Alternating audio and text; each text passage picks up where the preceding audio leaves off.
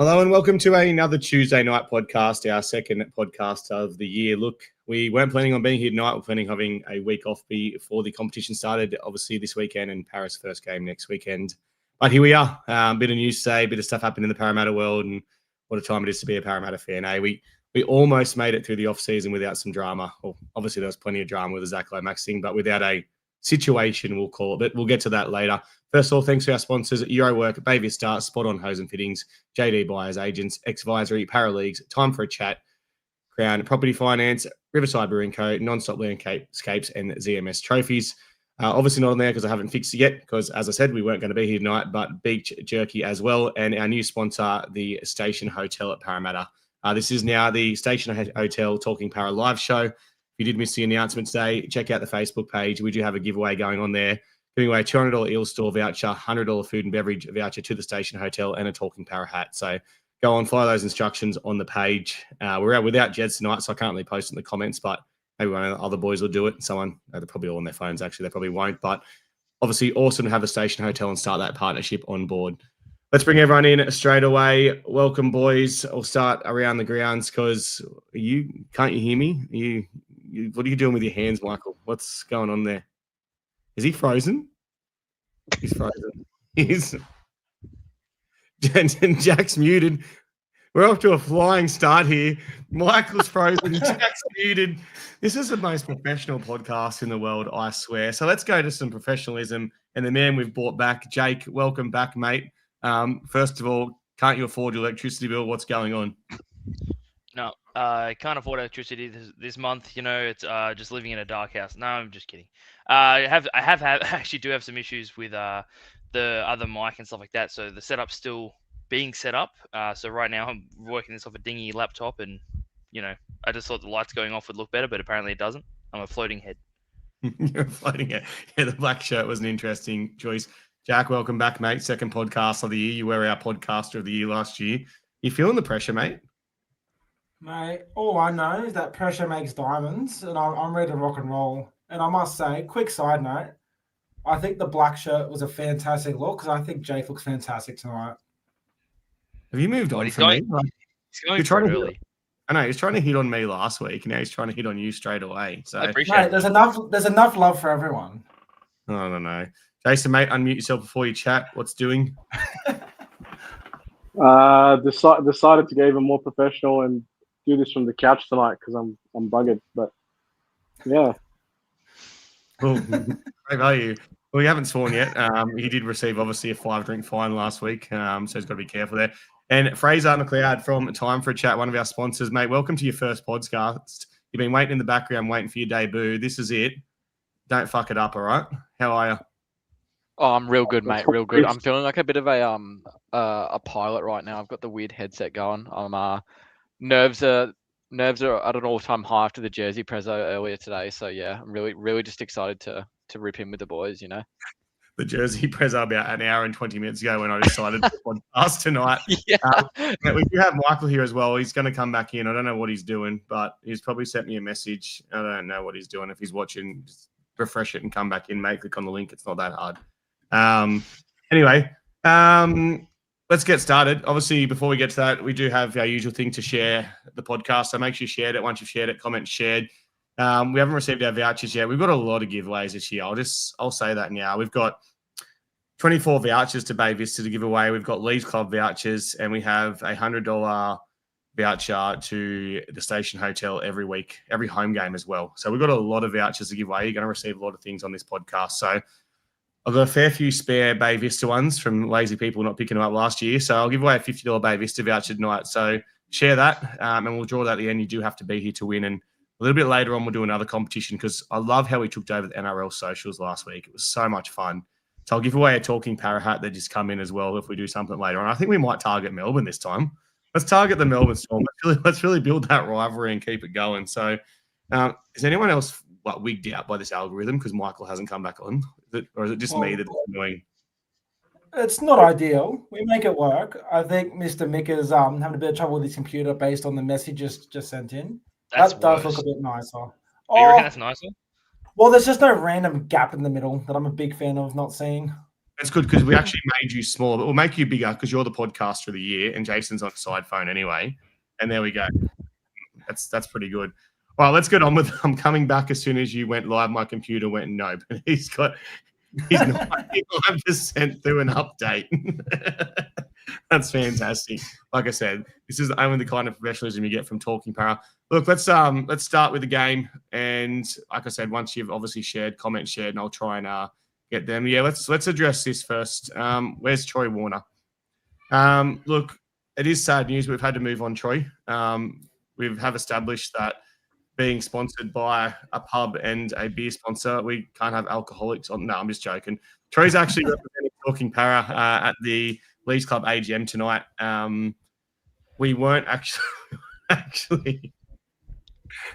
Someone just said, check out the arms on Adam Martin, and it does look like I'm on Mitchell.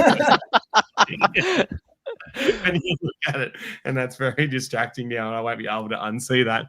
But yeah, Troy's representing Talking Parra tonight at the Leeds Club AGM. I was meant to go there as well, but I'll be 100% honest with you. My body is absolutely fucking cooked from the weekend. I've established playing football at 34 is not fun at all, and I'm sliding quickly into retirement. I think I've been training hard. I've been doing probably 2 hours of exercise every day for the last 60 days. So I've been doing this hard 75, and I'm absolutely buckled. So it's been a rough day, boys. It's been a rough day. I really struggled to get out of bed this morning. So Troy's there representing us, and we might have a bit of an update from him later when that finishes as well. Let's move on from that because it's only really Troy anyway. Weekend's game. Obviously, it was a fantastic result being there. Parramatta coming away with a 28-22 victory after being down 22-12 at halftime. Look, I did say to a lot of people, we will win this game if we're within this at 10 when the first graders come off because our reserve grade team is stacked. Now, obviously, the Roosters, they played it probably an extra 10 minutes with their first grade players than we did. Probably an extra 15 minutes. They kept them all on because they obviously really wanted to beat us. But Parramatta with a bit of a cheat code. Once those players had cooled down, on come Junior Paulo and Jonah Pezzett at the end of the game as well. So we really showed them to come away with a victory. So thank you, Sportsbet, for the $2.65 odds. That was easy money. And obviously great after that 53-minute delay for the Lightning that was nowhere near. Your thoughts on the game, Jason? Yeah, it was good. A little bit disappointed with our start. I think we were a bit soft. It did feel like their forward pack sort of outmuscled us a bit. We got in the swing of things, tight sort of game. Got away from us a little bit. Mitch comes off and, things happen.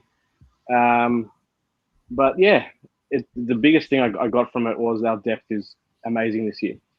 I think our cup team is going to do really well, and that's going to be good for the NRL side as well. So that's the biggest thing I got out of it.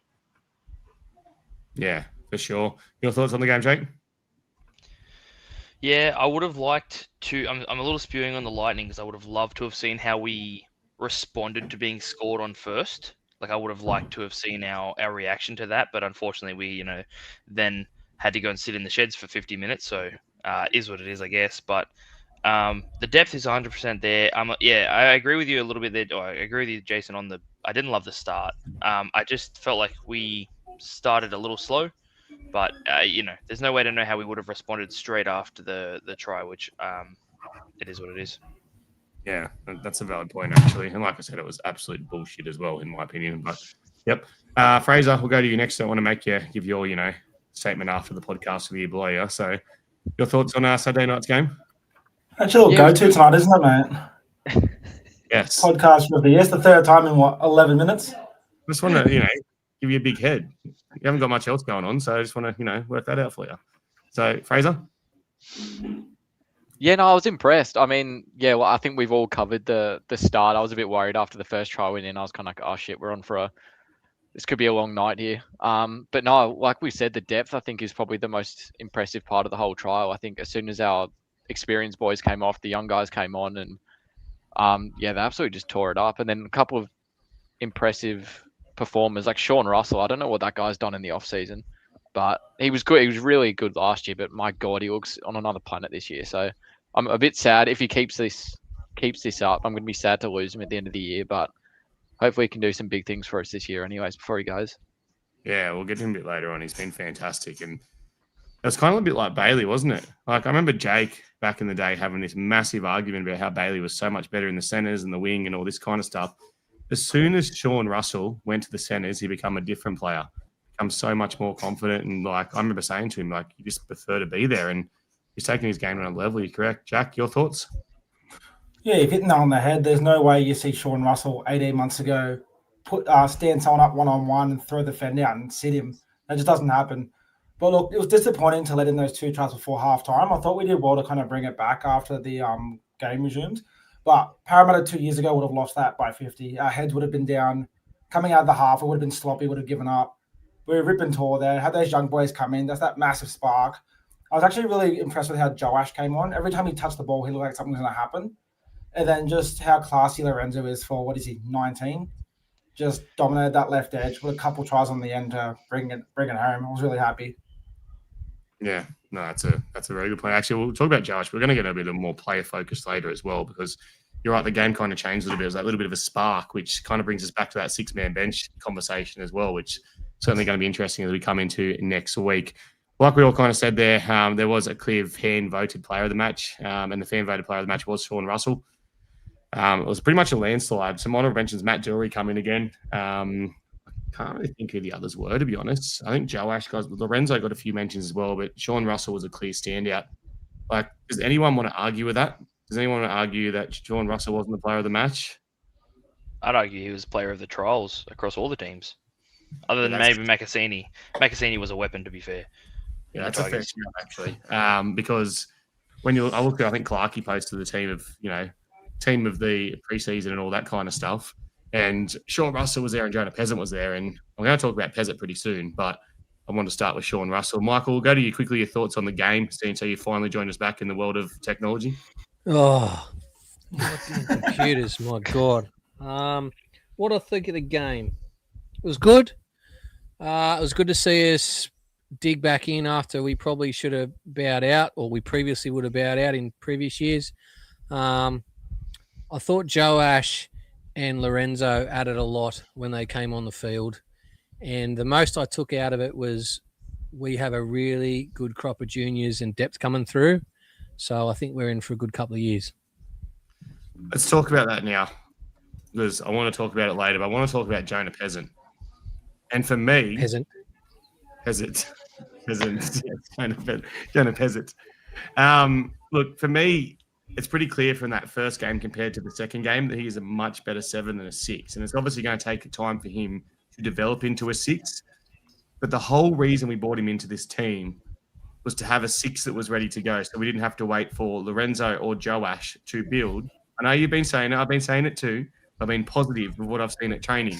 So shut up before I come up there and turn your computer off again. Anyway, so what I want to say straight up is I thought both those players outplayed Peasant on Saturday night quite clearly in limited opportunities, and Peasant played a lot more time. Now, if this is the case and this continues and these players stand up in New South Wales Cup, I know there'll be a time throughout the year where Peasant plays halfback for Parramatta, because we know Mitchell Mears is either going to play Origin or he's going to probably pick up some little niggle, or they're going to rest him at some time throughout the year. But if this continues, and I'm not going to go to you, Mike, I'm going to go to you, Jack, is one of those two forced their way into the team, and has the whole Peasant thing just been a waste of time? Look, 100%. Riles has shown from the get-go that he's not afraid to drop people if they're not up to standard. I think if Peasant doesn't pull his weight, which I haven't been overly impressed so far, I don't think Riles will think twice, because we know that if Lorenzo's not ready, that Joash can fill a plug and do a job. He's shown that over the last 12 months. So I think Peasant has to have a really strong start to the year, because if he doesn't, I think he'll be playing Cup for the back end while Joash slides into that 6.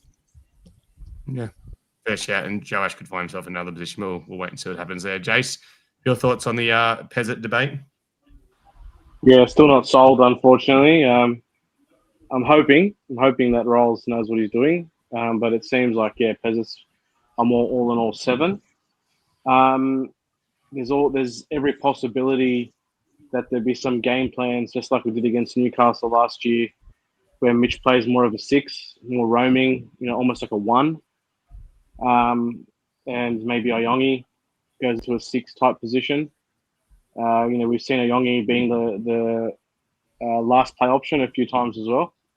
So there could be some strategies around how to make the most out of Peasant, because if he can't be our 6, then we need to work out how he can be our 7 or how to best utilize him. The best teams do that. They figure out how to use players to their strengths. And if that means Mitch sometimes isn't the organizer and is more of a runner, or Yongi is more of a runner or a kicker as well, whatever it is, so that might work out. But yeah, I'm not sold. I'm going a long way back, and I'm looking at Mitchell Moses and Corey Norman. When Mitchell Moses came into the team in 2017, he just played his role as more of a 5'8". When 2018 rolled around, there was a clear battle over who was the controlling half, because Normie had played 6, but he played a lot of 7 as well, and he was the controlling half for so long. I don't see a world where Mitchell Moses steps back and lets Pezzett run the team. Because Nor should he. Yeah, I just don't think Mitchell Moses has that ability, like I said, or the want to do it. Because let's be honest, he's got a bit of arrogance. We all know that. We've all experienced that across the time. And, you know, Talon De Silva certainly experienced that. But I think that... Rightly so. Rightly so, yes. Also rightly so. We'll summarise it pretty quickly. I'll go to you, Jake and Fraser. I'll go to you first, Jake. Just summarise it first. If you were picking a team based off that game, if you're the coach, you're picking a team round 1, who would you be picking of those 3 options? I'm still picking Pezzett. Yep. Right. So, give me a reason. Yep. Yeah, so my reasoning behind that is, first of all, we didn't see Mitch and Pezzett get to play together for nearly enough time to make a judgment. I don't think. Yeah, okay, so Pezzett, you know, for an extended period of that time, actually was kind of filling more of that 7 role because Moses went off. Okay, so that's what he was actually having to do. I think you need to give him at least 2 games to 3 games with those 2 playing together to see, like, a full 80-minute games to see how that goes. In terms of how Joash and Lorenzo did, first of all, I love that Joash was running the ball so much more, which is what I wanted him to do last year, and that looks really, really good. Yes, Lorenzo, he will be our long-term 5'8", and I'm so excited for that, but he literally just came out of SG ball. He shouldn't just go straight in. Whoa, hello. He shouldn't just go straight into first grade, first of all. And yes, he got a try assist pretty much as soon as he came on against a tired pack like he's running. Very talented player. He will be our long-term 5'8", 100%. But for me, it would only be out of Pezzett and Joash. And to be honest with you, we brought Pezzett in to do a job. We've got to see what they go for 80 minutes, him and Moses together. That's just what we have to do. Yeah, like I said, it's one of those things we'll probably be, you know, talking about for the first 5 rounds. If we start the year 5-0, we won't be talking about it and making changes. But if we start the year, you know, 1-4 or, you know, 0-5 or something, we'll be asking those questions a long time. Fraser, who are you picking out of those 3? Yeah, I think I'm leaning towards more agreeing with Jake, I think, on that one. I don't think we saw nearly enough time of Pezzett and Mitch together at the same time, but I think it's a tough one. Like, I thought I was really impressed with Joash at the back end of last year. Like we were saying, he's started running the ball more a bit. Like he's being a bit more direct with his ball running, which is what we wanted. Like Mitch is the organizer. Mitch does everything else. We just need him to run.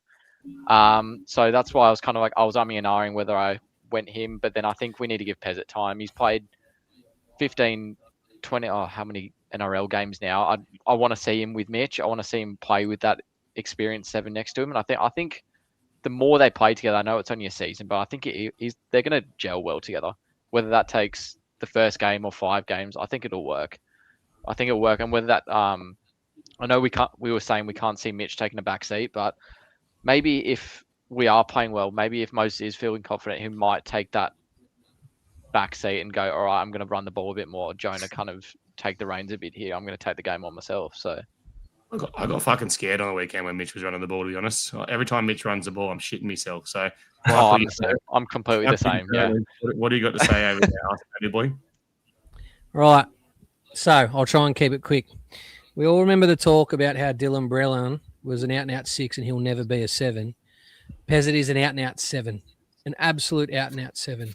We shouldn't be expecting Moses to take a backward step to let him be a 7. Moses is the best New South Wales half, in my opinion.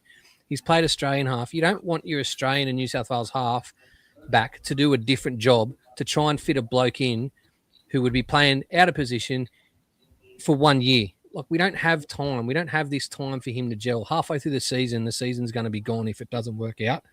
Not that I think we'll get anywhere anyway. I still think it's short-sighted, and I think it's we need to look at the big picture sort of stuff. People keep telling me, oh, he's for the now. We'll have a good year. I'm sick of just having good years and making the finals and going, that was a good year. I want to win a comp, and you can't win a comp with a spine who's played less than 15 games together. So, especially after the weekend, the best 6 at our club is Lorenzo. He's not quite ready yet, probably because he's a bit young. The second best 6 at our club is Joe Ash. So he should be in the 6, in my opinion. You can talk about this all night, but I will make one point that you've said there that Dylan Brown 6 can't be a 7. There's a massive difference between being able to be a 6 and a 7 and a 7 and a 6. Like a 6 is an easier role. Yeah. There's a second 5-drink fine for 6-7 for the year. So you and Troy both have a 5-drink fine now. This is great. The Talking Parra fans are going to be blind come our first event. That's for sure. Drink responsibly, obviously. I guess in a year though, like you're expecting a bloke to learn to be a 6 instead of a 7, and I just think we're wasting time. It's not hard. I can do it, so it's not hard. 6 all you do is pass the ball to your fullback or hit your second rower or run the ball. Yeah. 7 you got to do so much more organisation of the set. So anyway, Carlin's on you, Jake. You've been back 2 minutes and you're copping shit left, right, and centre. Good. That's what I like to see. Yeah, it's good. Just before you move on, sorry, to make it clear, because I copped a lot of flack from last week. Yes, I will get that ass tattoo if we win the comp. I think it's a safe bet, but I don't think we're going to have a bad year because of it. Like I can see the merit to it. I'm not saying we're going to have a shit year and we're going to be down the bottom because of this blah blah blah blah blah. I'm looking forward and at winning a comp. I don't want to just have another good year. I want to win a comp while I can still go for 5-day drinks and celebrate us winning a comp. I just want to highlight the elephant in the room as well, because someone's mentioned elephant in the room. Now, your words last week were, if we win a comp, I'll get Jonah Peasant's tattoo on my ass. Now, you're looking at the 2026 WITSAR preseason challenge competition champions. So technically you've won a comp. If you're willing to accept that as winning a comp, then that's why we're in the position we're in, because Parramatta fans are just willing to take another good year. But if you get an ass tattoo, it'll be fuck. Jason, if I got a legal thing to stand on here, he said those words. Didn't I say the comp? Look, what the court will do is look at what the intentions of the parties were. Mika obviously didn't have that intention. And then again, he didn't actually specify what he meant by comp. So. Yeah, look, I will 100% do it. If we win the NRL comp, I will 100% do it. You don't have to worry about me backing out of it legitimately. Yeah, that's true. We won't start calling you Zach Lomax, that's for sure. Let's move on from that. We'll quickly touch on Defender of the Week. I'm not going to go into everyone's details, but it was pretty close, actually. There was, 29, 27, 26. Jermaine Hopgood, 27 tackles, 100%. We saw the best of Jermaine at the back end of last year. Looks like we're going to see a good version of Jermaine this year as well. Mate, the way he was leading that line and tackling with a bit of aggression, he really wanted to fucking whack blokes. And that's the Jermaine I love to see. Reminded me of when Nathan Brown wanted to kill blokes, except Jermaine got his technique right. So that's always pretty good. Let's go to the moment of the week. I'll quickly go around the grounds here. So just one moment from that game that impressed you. It can be actually one moment from anything from the weekend. But could be Hayden getting absolutely fucking whacked off the kickoff if you watch that. That's definitely my moment of the week. But Parramatta moment of the week, I've got to give it to Russell again. Like I said, to come back after that storm break, to be sitting there for 52 minutes, and I'll be honest, I wanted to leave. It was a trial game. I had to get the Parramatta stay in night's accommodation before the game on Sunday. I was ready to bail like Bosch F. I want to be out of there. But unfortunately for me, I had a 5-year-old child who had no intention to leave against Will. So if we were getting out of there, we were kicking and dragging him. But when they come back on and straight away, Russell absolutely burnt whoever it was he burnt down that right edge of theirs, left edge of ours, and went through and sat the Fox. It gave me a lot of hope that we're going to see a lot of that this year. Then Fox got injured. But Jason, your moment of the week? It wasn't much, but I really enjoyed it. Joash made like a half break, just from a standing start with a few steps and some speed, and he drew in a couple defenders, and then we went wide to the right and we scored. I just want to give that to Joash. I mean, I almost feel like he created the space for that, and then almost scored as well. And like someone said, I can't remember who it said, maybe it was Jake that said Joe Ash running was great, and it was great to see, and it led to a try. Yeah, fair. Jake, yours?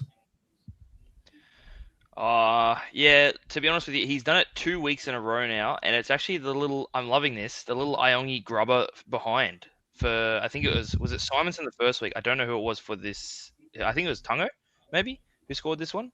But yeah, that little grubber in behind is that he's added that to his little bag of tricks. Love it.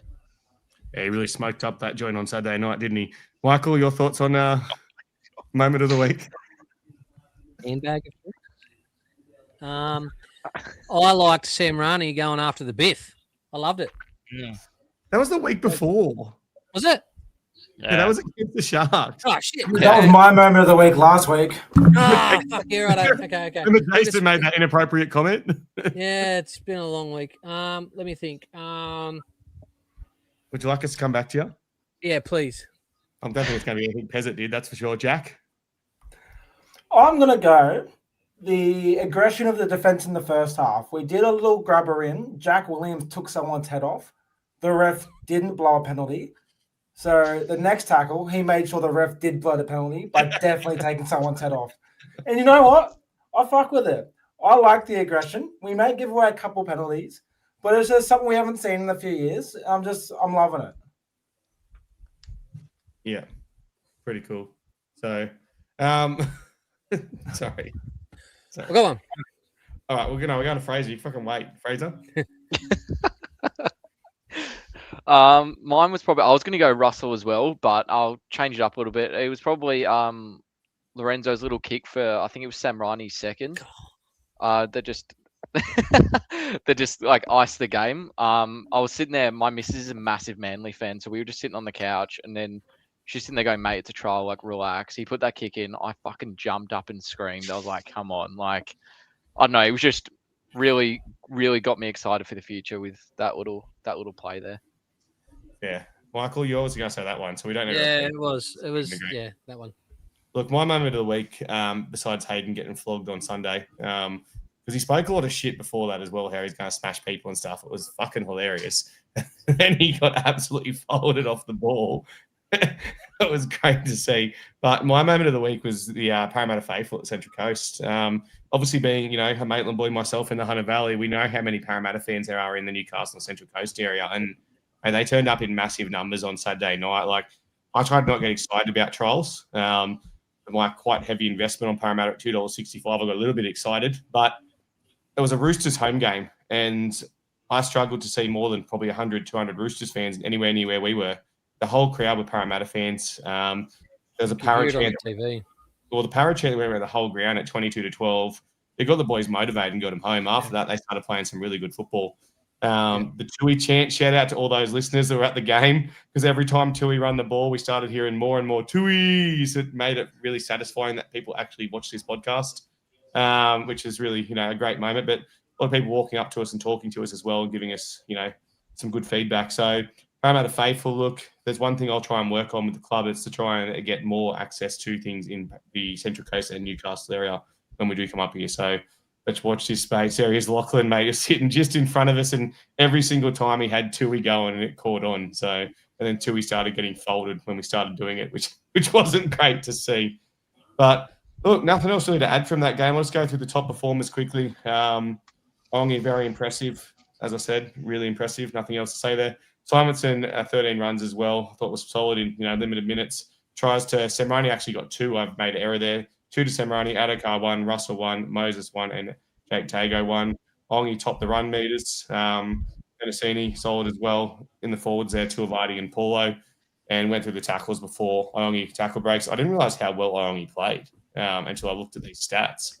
Like, I come out of that game thinking to myself that Joash stood out when Joash came off the bench, but he was actually really good, Iongi. So that's actually surprised me. Does anyone want to comment on Iongi's performance? Let's go, Michael.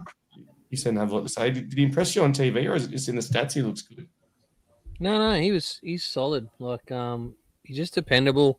He's really slick with his last pass, I reckon, which is something I reckon Gutho started to lack towards the end of his career at Parra. So, I think his trajectory is going to just be up.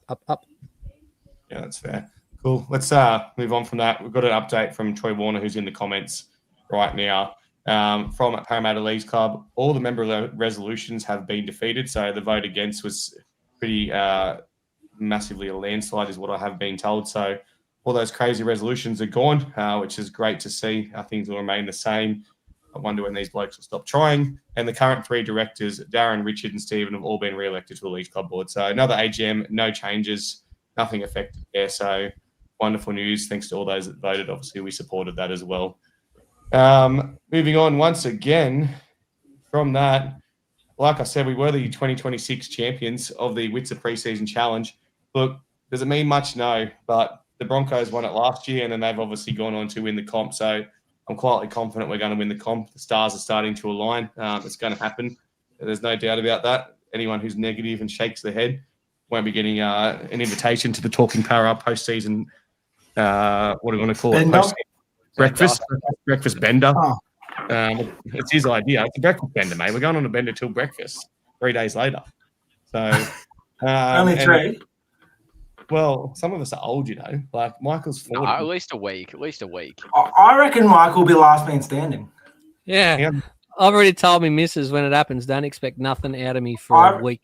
And I reckon Hayden's already tapped out. He'll be in bed after 3 drinks for sure. He'll be in bed. Let's move on to some of the news, obviously, this week. And it's been a massive day, actually. A massive day for the Parramatta Eels. Let's start with this one first, and we'll go straight to Jason. It's coming out today that Matt Tripp, or as I like to call him, Trip the Drip, has been called as a witness in the Zach Lomax case. So, Jason, you can probably give us a few more details. He'll come in as a witness, but I think Arthur Moses is going to have his way with Mr. Tripp. Give us a bit of background on that one, please. Well, he must have some information we want to extract out of him. He's the chairman.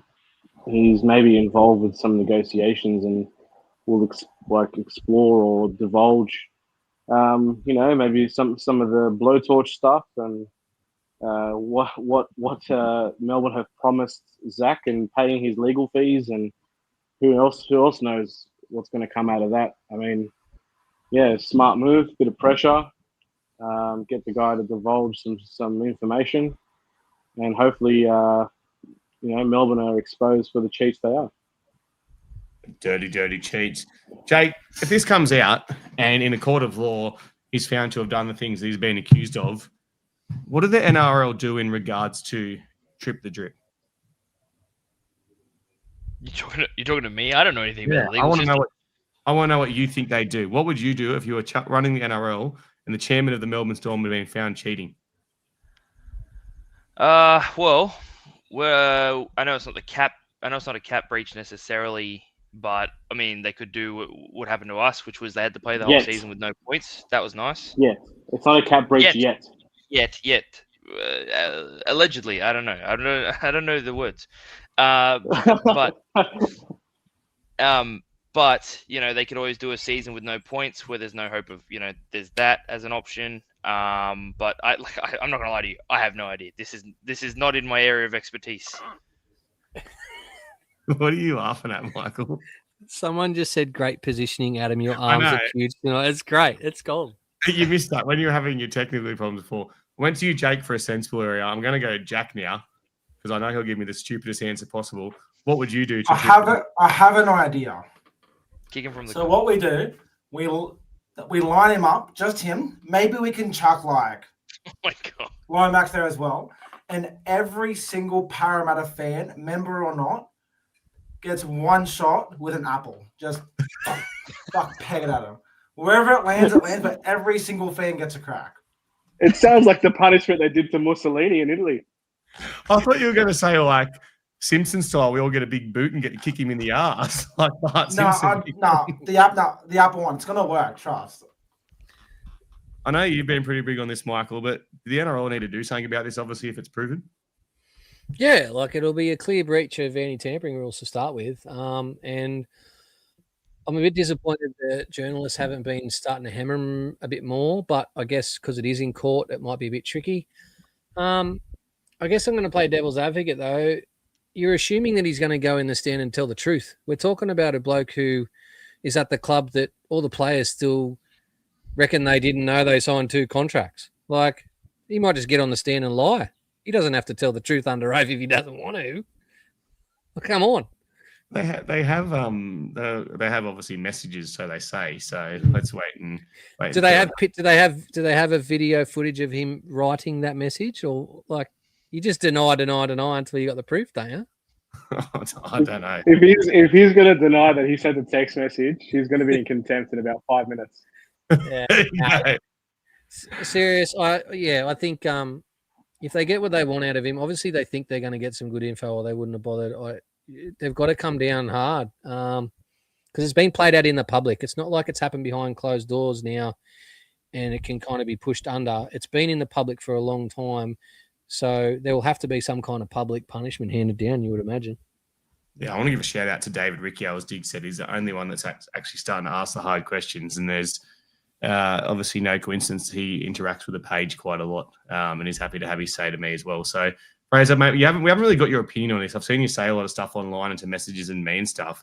Zach Lomax situation, where do you stand? How do you want it to end? You just want it to fucking be over so he can concentrate on footy, or what?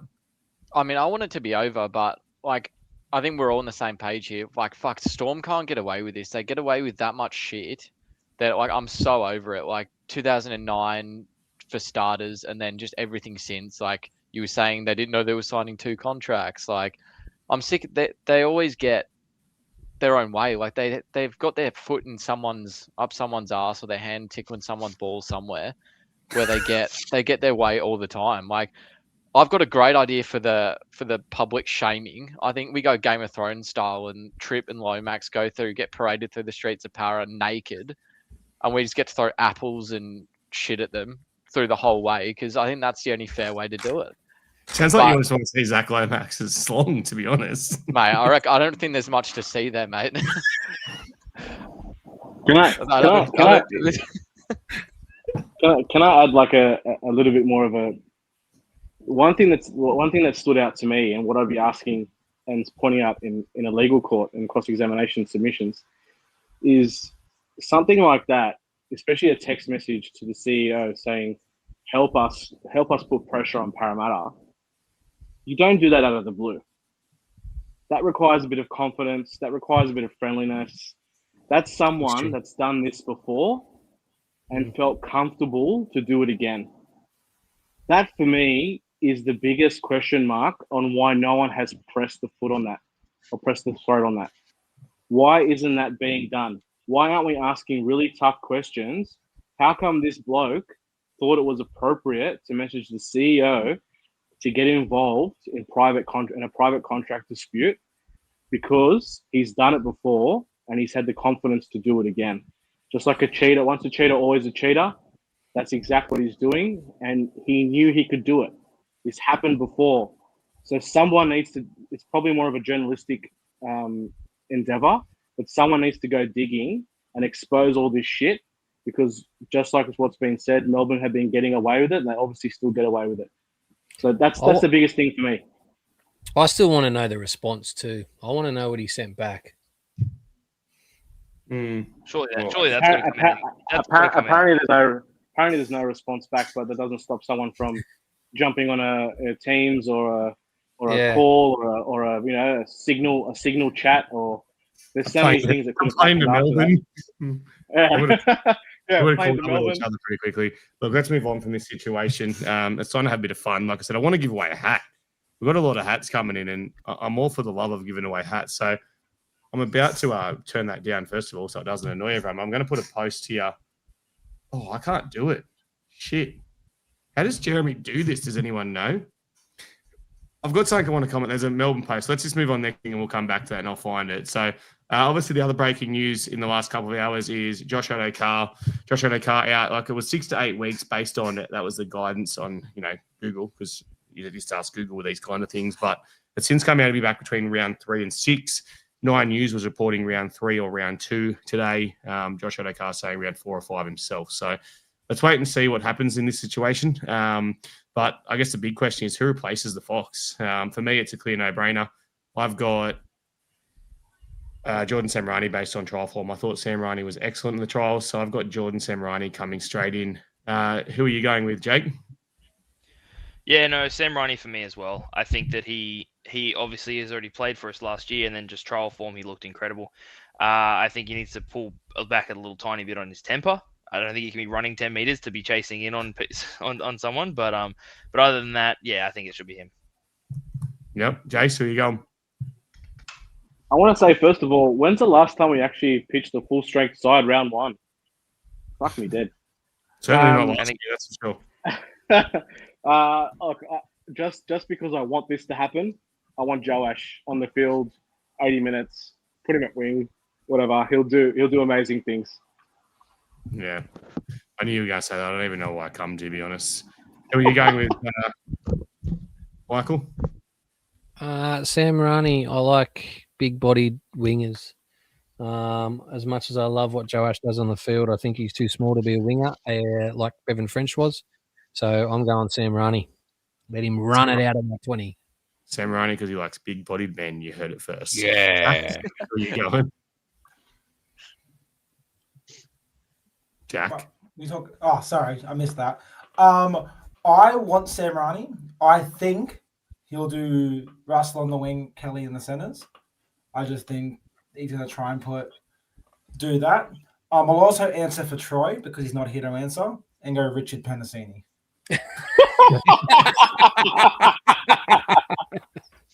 Fair shout. Fair shout. That's good. Yeah, it's good for you. Fraser?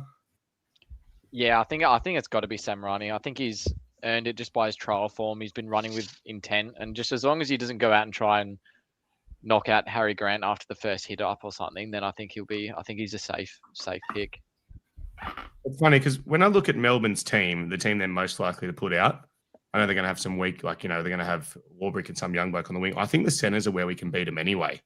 So for me, I think keeping our centers as strong as I can with our two best centers at the moment, which is Russell and Will Penasini, is the main thing. If we do that and we have Sam Rani and we have Bailey Simonson, who will both run for probably 150, 160 meters in that game out of trouble, it makes our forward roll a lot easier. If we make our forwards roll easier with them running the hard meters, our forwards work up the field after that. All of a sudden we play footy.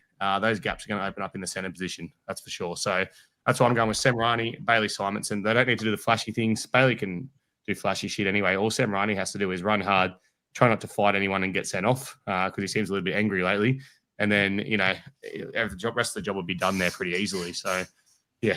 I'm going to post this now. So what I want everyone to do, let's go work out how to use this Mac. Anyone know how you can, I don't even know how to control on this thing. Anyone know how you copy and paste on a Mac? Command C. Command C. Yeah, That's Command C. Command V. There we go. All right, I'll just put those posts up. I've just sent that there now. So click on that link, guys. That's going to take you directly to the Melbourne Storm's advertisement. I want a hashtag end the bias and a hashtag trip the drip. Go off and do that, and I'm going to pick someone to win a hat. So if you go across and you do that, I'll pick someone at the end that has to be here, and the winner will win a talking Parra hat. So let's take over the Melbourne Storm tonight. Let them know we're coming for them. Moving on to the next topic, and the next topic, look, we're not going to say a lot about this one because we've got to be very careful what we say at the moment. I'm not going to share the photos because I'm not one of those podcasters that likes to, obviously just do stuff to try and get likes and try and get reactions, try and take Facebook's money. But what I will say is that obviously everyone's seen the footage go around. I was sent these photos last night several times, and one of the first people I was sent them by, who I won't name, actually asked me to share them around to get them around and break it. And I refused to do that, obviously.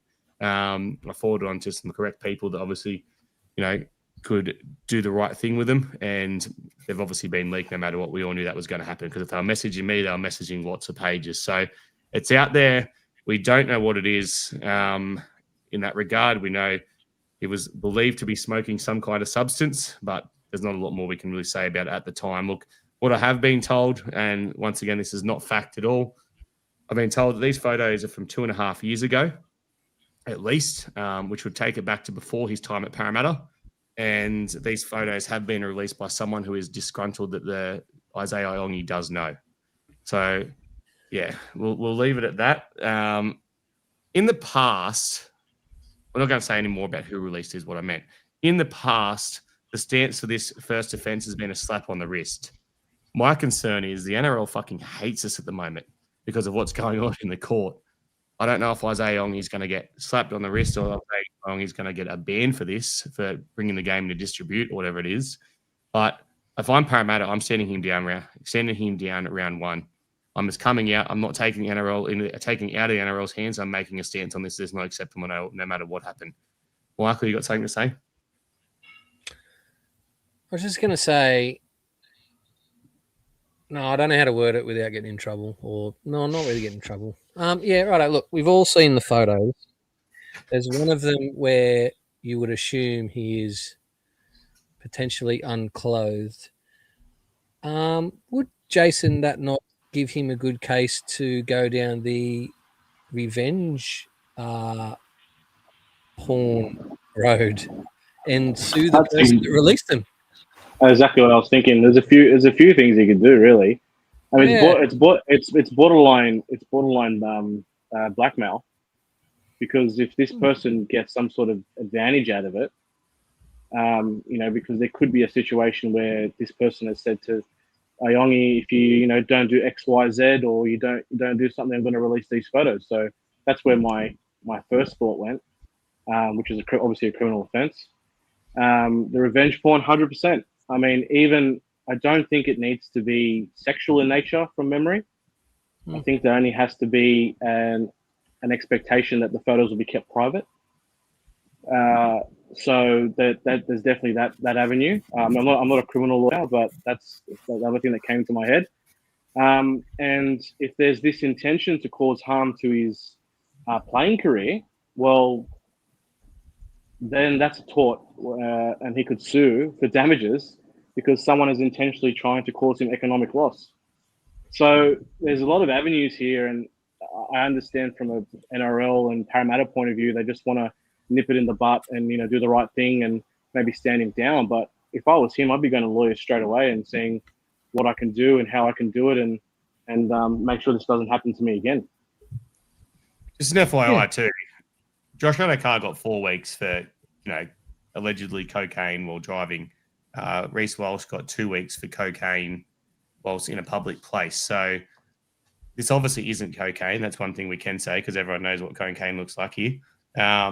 It's obviously whatever this substance is, it's obviously different. So I think the standard's been set that if it was to be proven, and if it was to be proven to be recent, which we don't think it is, I think 2 weeks is the most he's ever going to get. So I don't think it's going to be more than that. Jack, you know a lot about substances. What's your thoughts on this? Don't know why you'd say something like that. This is my first ever interaction with it. If it's recent, he'll get 2 weeks. If it's not, Parramatta might decide it's easier to stand him down for a week to kind of get the whole story out of the media for a bit. The longer it drags out, the worse it'll be. But I wouldn't expect him to line up round one, no matter what happens, to be honest. Just take a stance and go, look, we're not responsible for what our current players do while they're playing for Penrith clubs. It's that Westie mentality out in Penrith. Fraser, mate, does he play round one or not? I'm going to go a different route. I think he should. I think he should challenge it. And obviously, we don't know the circumstance of how these photos have come out. We don't know if it was used as leverage, or we don't know the backstory. But if we are saying it's 2.5 years ago, and obviously Reece Walsh got 2 games. Obviously, no one can tell by the photos what the substance is. So I think he could probably. I mean, I'm no lawyer, but I'm assuming he could use that as there's no proof to say what it is. So he could, there's nothing saying it wasn't a dart, right? He's not having a ciggy, he's rolling his own ciggy, right?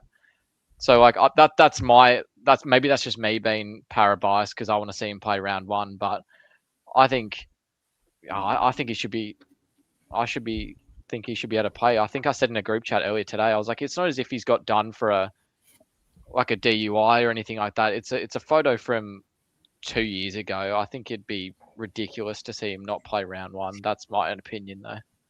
Yeah, I agree. I agree with that as well. There's so many stances you can take on it. But look, like Michael said before, deny. That's probably not a bad argument. This photo's old. It was just tobacco. I've done nothing wrong. Reckon that'll work, Jake? Yeah, I do actually. I don't think much will come. I don't think much will do. Has been in this situation before. Professional. No, I don't think much will come from this. I really don't. I think it's a bit of a hit piece to try to throw us off before versing Melbourne, and I just think nothing will come from this. There's another interesting theory floated out that the person that actually leaked this was put up to it by the Melbourne Storm to try and create a distraction. And if that's the case, that's top-notch bullshit from the Melbourne Storm, and they've taken it to a whole new level. But that's just a theory that was floated around by a crazy fan, and I'd love it if it was true because it'd make me hate him even more. Look, moving on, pretty much touched on all the big news from that. I just want to touch on a couple of things quickly. Obviously, the junior rep results from the weekend, 22-8 in the Harold Matts SG Ball, another 54-12 win. What's that, 40-6, I think it was, or 40-10 or something, 48-12, and now 54-12. They're absolutely killing it. Plus 132 differential. That team is absolutely special to watch. But the player of the week this week came from Harold Matts, was Denny Abu Hamid. Young 5'8", made his debut for the club there in the Harold Matts. Couple of try assists and was a real standout player. Good to see there as well. Look, moving on to the next one, because this is the big one, the next one. We're obviously going to go talk about this a lot more next week, but the next game is obviously round one. We line up against Melbourne down there at Amy Park. So, look, if you're going to that game, message the page, try and jump in. I know I'll be there. Fraser will be there. There's going to be a lot of people going there to that game. I think we're spooning that night, aren't we, Fraser? Is that the plan? Yeah, and then clothing's dependable on whether we win or not. So, I wasn't sure where we were going with it, but all I know, I'm definitely not facing away now. But look, it'll either be sad spooning or happy spooning. I'm not quite sure. Let's just hope it's not excited spooning. But like I said, when we're down there, we are doing this pub crawl as well. So if you're in Melbourne, send us a message. We'll get you involved with that. We're going to do a pub crawl to the Parramatta event, the Precinct Hotel, and it's going to be glorious time. I'm only on day 68 of hard 75, and I don't know if I'm going to last because it's getting harder and harder after not having alcohol for 68 days. Not much else to say. I'll go some questions pretty soon, and we'll draw out some competitions. But I just want to obviously highlight this moment from the weekend. It was a glorious moment, and I rocked this shirt to the game. And I'm so glad I got it made because Hayden looked very angry, and everyone loves that angry Hayden, except for the Parramatta Leagues Club when he decides to throw pool cues. But this moment here was obviously pretty cool as well. Want to say a massive thanks to Jared Hayne. For those who obviously have seen it, Jared Hayne's joined us on the podcast a couple of times. He'll be joining us a fair bit throughout the year as well. But, mate, everything that Jared has been through in the last few years, I know he's probably a bit nervous about this stuff and that, but just the support that this man, the crowd, this man can still bring in shows how much he actually did for Parramatta and how much people still love him. Like, there was people turned up. There was people rushing the field to get photos with him and, get stuff signed by him. And I remember seeing Jared when he was younger, and Jared wasn't always the best with fans, but you can see he really appreciates the fans now. He went around and he was talking to every single person. He's just really loving those moments. And I think for his kids to see that as well is just something pretty special. So thanks, Jared, for coming along and playing that game, which I actually got to do a bit more with you, but that's footy. So let's get to some questions. Oh, what did I do then? I didn't get rid of what I wanted to get rid of. So let's get to some fan questions and we'll draw some winners. So get your questions in if you've got anything to say. Anything else you want to discuss? Anyone got anything important? Anything else happened? It's not necessarily, I would say important, but I was going to ask you boys what your thoughts are on. I don't know if there's a pod next Tuesday or not, but I wanted to touch on. I think that it's a really, really actually good opportunity to verse Melbourne because it's a bit of a litmus test because we get the opportunity last year, got pumped, so we can really actually have a benchmark, which doesn't happen usually for that first round. You don't usually get that benchmark against the same team again to see how you're sort of improving. And so I think that's a really good opportunity for us instead of everyone being very nervous about it. I'll tell you this much. If we beat Melbourne in Melbourne, I'll be in tears, first of all. I know I'm going to bawl my fucking eyes out if it happens. But it's not about ending their streak. It's not about, winning a round one game. It's about ending 30 years of being fucked over by these pricks. 30 years. This started in 1997. In 1997, they beat us in a prelim final. They beat us in 99. 99. Yeah, 2006 they knocked us out. 2007 they knocked us out. Obviously over the cap in 2006, 2007. 2009 they beat us in a grand final. 2017, they beat us in week 1 in the finals where every fucking thing went their way. Everyone remembers the forward pass. Everyone remembers them touching the ball at the same time. Everyone remembers the year after how the NRL magically came up with an escort penalty. That wasn't a penalty, in that game, but all of a sudden it was, and then we went down there and played them in 2019 as well. And we played like shit, there's no doubt, but we never had a chance. We got crucified from the start of the game because it was Cam Smith's record-breaking game. We played them in 2020 up in Brisbane, Suncorp, same thing. Everything went their way with Cameron Smith dictating things. So they fucking embarrassed us last year. Like I said, if we can somehow beat Melbourne in round 1, it ends 30 years of suffering against the Melbourne Storm to take something off them that means so much to them. I don't think anyone will argue with that. So anything else to add, Michael? You got anything else of value to add to it? No, I think Jake's right. It's a good test, and man, I think Melbourne looked pretty underdone in that the trial they had against the Titans. I watched a lot of it because they were pretty much full strength, and I wanted to see what we're up against in 2 weeks. And yeah, I don't think we'll get flogged again. That's for sure. Yeah, for sure. I'm going to draw this $50 babies to voucher. Well, actually, it wasn't a lot of people shared it this week, which is quite surprising. It's about 30, so maybe it's Jez's excellent work usually. But 1, 2, 3, 4, 5, 6, 7. It's going to give me a number between 1 and 7. Fraser, go. 5. Lovely. Winner of the $50 voucher is Lachlan Carmichael. So Lachlan, if you're here, you have to be here to claim it. You've got 30 seconds to claim it. 30 seconds just ticks down. I'm gonna make Jack wrap it. Ready, Jack? Wrap 30 seconds. Go. No. 8. Jason, do you want to sing your song for 30 seconds that you wanted to sing earlier? There he is. There he is. He made it. Yeah. All right, Lachlan, you know how to message the page by now. Message the page. Jeremy, mate, you're too late. You can't share it after I've drawn the flag. I'm going to head across to the Melbourne I like the effort. Yeah, I'm going to quickly head across to the Melbourne Storm page. Quickly get your questions in, guys. Any questions you want to ask? And there's been a shitload of questions coming throughout it. Someone asked where does seagulls sleep at night. Seagulls sleep along rocky areas of the coast, like, say, I don't know, Caves Beach and shit like that. How do you know that? That's such niche knowledge. Yeah, I remember seeing it somewhere before, and I always thought, I'll need that one day. Yeah, Big seagull expert. That's going to come in handy one day. you'll all do the same thing now. You'll be like, I fucking know that. I'm going to be going. You've executed it to absolute perfection as well. I'm going to look for him. I'm going to be out looking one night for fucking sleeping seagulls. You said we all know that now, and I'm not going to lie to you. I forgot what you said, so I don't remember. Rocky coastal areas, something like that. Oh, yeah, something like that. All That's right. all I'm taking.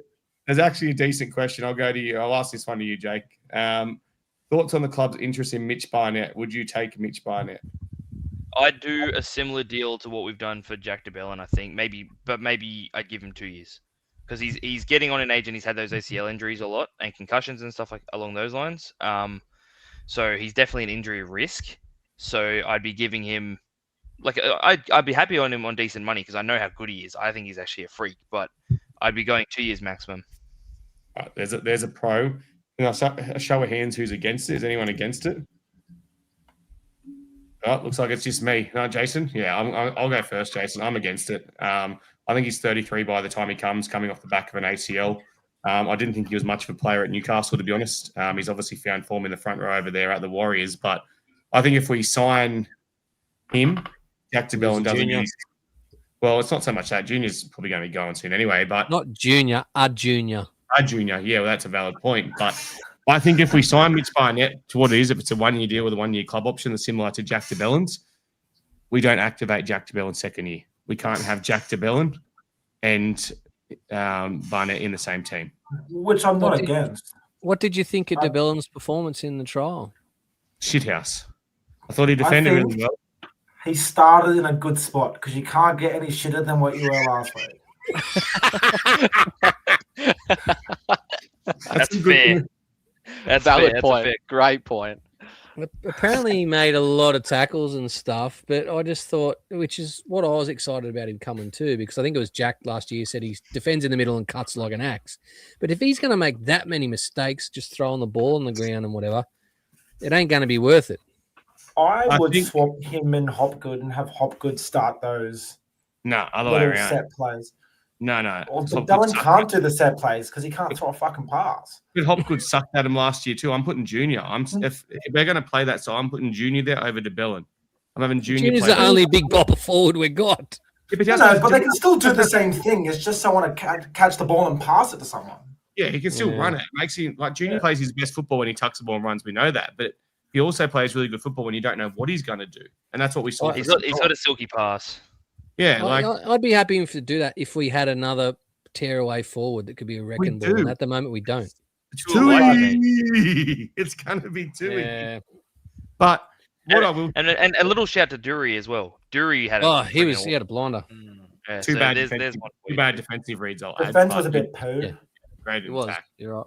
But we'll focus on DeBellin. I'll have the final say on DeBellin here. We've got to give him the benefit of the doubt, like we gave Pezzett the benefit of the doubt. It's a new backline, and Jack DeBellin had 3 different fucking 5'8s throughout that game. He had Pezzett, he had halves. He had Moses, he had Volkman, Pezzett, he had Joash, and he had Lorenzo. That's 5 different players he had to work on timing with. Add into it 3 different fullbacks: Joash, Twiddle, and Iongi. We've got to give him a bit of the benefit of the doubt. When he gets there with Moses, he gets there with Iongi, and he gets there with Peasant round 1. Things could be completely different because he knows how they play first game as well. Mate, the seagull questions keeps coming. Michael, you're going to answer this one. Do you know why you never see baby seagulls? No, I Is don't. there a joke to this, or is he being legit? I don't know, but has anyone ever seen a baby seagull? No. I'm gonna ask Google. You ask Google, because if not, Damien, you've got to give us an answer. Josh Davis wants to know. Because Jason- they stay hidden, elevated in remote nesting spots such as rooftop cliffs and offshore islands until they are fully grown and able to fly. I feel like we could have a whole podcast on birds. Josh Davis wants to know, Jason, should Parra force Lomax to play reserve grade all year? Because then we've got to pay his ridiculous salary if we do that, don't we? Yeah, exactly. I mean, and also we've released him. So this whole he can come back to Parra, and the contract says, fuck off the rugby. So yeah. Does it literally? That's the Yeah. headline of the contract. That's the clause 13.6. Go fuck off the rugby, you shit cunt. Oh, there it is. No! Oh, took an hour, but there it is. 10 drinks, Jason. So 10 that's all right. I'm just going to clarify this. We'll be having some kind of event at the Station Hotel before that first game of the year. Jason owes 10 drinks, Jake owes 5 drinks, and Troy owes 5 drinks. So we've got 20 drinks to hand out to the fans from 6 sevens and the word C being used twice in 2 weeks. So I object. I needed to be told that these were the rules. No one ever let me know about you don't the have to rules. told me not to act like a child. Are you saying Well, you don't you watch make the podcast every Tuesday, Jake? Because it was said last week. Every one Tuesday so far this year. Yeah, well, So no, you I don't- missed the first one. You don't watch I us. missed Is that the what you're first one. saying?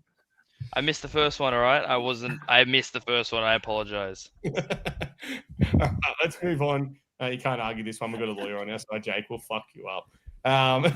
Is Matto going to retire or what? God, I hope so. Ryan Madison picked up a head knock late into preseason at training and has not been seen since. So not sure what's going on in that situation. I know we tried to offer him off to Melbourne. Said, we'll give you Zach if you take Ryan Madison. And Melbourne said no. So That's so funny. poor Ryan is not wanted anywhere at the moment. He doesn't want to go back to England. Even Uncle Brad doesn't want him. And yeah, it's a bit of a hard one. So let's go down. We'll see if there's any more. Then I'll draw that prize. If Who's- he does who's- have to retire for a head knock, though, that sucks. I want him out of Parramatta, and I don't want to be paying him his $650,000 a year. I'm not happy with how it turned out, but CTE is getting pretty serious, and that would suck Yeah. for anyone. That's fair. Yeah, it does. But also, the bloke's got no interest in playing football at all. No. It's pretty obvious. He went across to England for a holiday. Didn't try over there whatsoever where he could have got himself a good contract. Like Brendan Hands didn't want to go either. Brendan Hands had gone across to a second division team that Made a got promoted. fistful of it. And, he's taken his opportunity. He's moved his partner over there as well. And, he's taken the best of his opportunity. He was our starting hooker at the start of last year, everyone would have thought. So, it's been a hard one for him, but he's handled it the right way because he wants to play footy. Let's go with this one here. Serious depth in our back rowers. Who is starting and who is on our bench? Oh, and I think DeBellin should sit out and leave room for our young stars coming through. Ben's obviously not a big fan of DeBellin. I've got Kit Kat starting with Jack Williams like we did on the weekend. I'm actually not carrying a second row, or I probably would now. It's a 19-man bench. I'll probably carry Kelmer on the bench. I think Dury. I thought Dury could play second row still, but after the weekend defensively, I don't think Dury can play second row. I think he's more of a middle and a lock now. So I'm probably carrying Kelmer as the 18th, Joe Ash as the 19th. My bench is Talon, Sam Tuivasa, Dury, and Walker. So there you go. I think anyone's going to argue with that, Ben. Pretty spot on. Yep. Josh Randall has Guymer at 13 start. I don't think he does. I think Guymer's going to be well down that list this year at the moment. Charlie burst on the scene, struggled a bit, started last year, got hooked in that first game against Melbourne and played limited minutes on the weekend. So I don't think Guymer will be in the plans for quite a while. He'll have to earn his spot. Someone else mentioned Moretti too. I think he's in the mix. He should be. Yeah. Moretti picked up. God, there's so many comments I haven't got down. I don't know how Jez does this.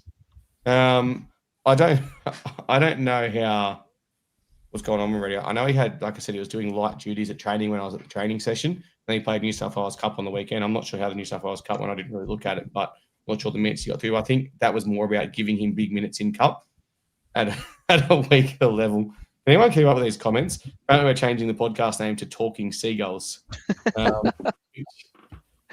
Not much else. I'm just saying if there's anything else decent to get through, then I'll turn around and actually say Meadow Fools. Trying to get to the bottom. There's so many comments. I can't keep up. Sam Rani, everyone wants Sam Rani in. I think Sam Rani plays on the wing, as we touched on earlier. Final question. I'll ask you this, Michael. For the 90-man bench, should we be using Talon as much as we have been this time at the club? If Riley can play 70, wouldn't we use Jermaine as the backup option? Thoughts on that, Michael? No, I reckon we give, as much as I said we shouldn't give Pezzett time, I think it's a different situation. I think Talon will win us a game one day. We haven't had a really dynamic running hooker like that for a while. It's just been like, even Marnie, it was ball to the halves, like really quickly. So I think Talon will win us a game. We need to be patient. He is young. We bought him for a reason. It's to be that sub for Riley. Yeah, I'd have him on there. It's a hard one. I'm a fan of two hookers, and I'm a fan of what they did on the weekend. Bought him on at the 30-minute mark, but I see the point. I see the point if Riley is capable of getting through 70, and the game goes our way, and we're getting lots of rest because we're scoring tries and got the ball, not doing a lot of defense, and Riley's good. You could, if it's a close game, you could keep that extra substitution, that extra player for someone like a Joe Ash to come on and change the game with 15, 20 to go. Yeah, you'd still have him on because it's the 6-man bench. You have him on there and you adapt depending on the way the game's going, I reckon. Well, that's the call you got to make, though. You got to make that call at the 30-minute mark. You either bring him on then or you don't bring him on, then you might bring him on. Fraser, what would you be doing in regards to the two hookers? Yeah, it's a tough one because I know obviously it's been a bit of a rocky start for Talon after he copped that spray from Mitch, and I think it's just moving to a new club and kind of adapt. Who would have thought that was the Northern Beaches could have such shit internet? I thought Northern Beaches would have towers everywhere. So he's gone. Look at him. That's going to be his face as we're spooning after Parramatta beat Melbourne, and Jake's gone as well. Where's Jake on that note? He went a while ago. He said he was going. Jake's gone. His battery died. His battery died. Yep. All right. Well, pretty much I'm just going to draw this now. I'm going to go through this and pick a winner. There's been about 37 people comment on the Melbourne Storm thing. We're going to do it this way. I'm going to scroll up. I'm going to scroll down. I'm going to scroll up. I'm going to scroll down. I'm going to stop on this one.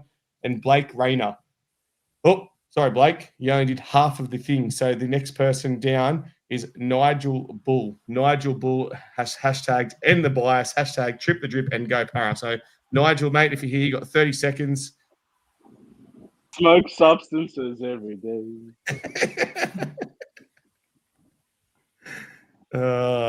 He's not coming, is he, Michael? 15. 17, 18, 19, 20. This is a slow count. 21. Oh, I'm a man of the people. 24, 25, 26, In about 3 minutes. 27. There he is. There he is. He did. Oh, wow.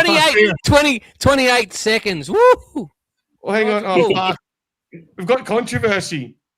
Because Blake Rayner said he did both of them. Oh, no. Give them both a hat. Give them both a hat. Yeah, all right. We'll do that. Both of you message the page. We'll give you both a hat. Yeah, cool. I fucking love giving away double things because I fuck up. So both of you message the page. We'll sort you out. All right, look, that's all we've got time for. We'll see you all next Tuesday. Next Tuesday's going to be a massive show leading in that Melbourne game. Good night. See you next Tuesday.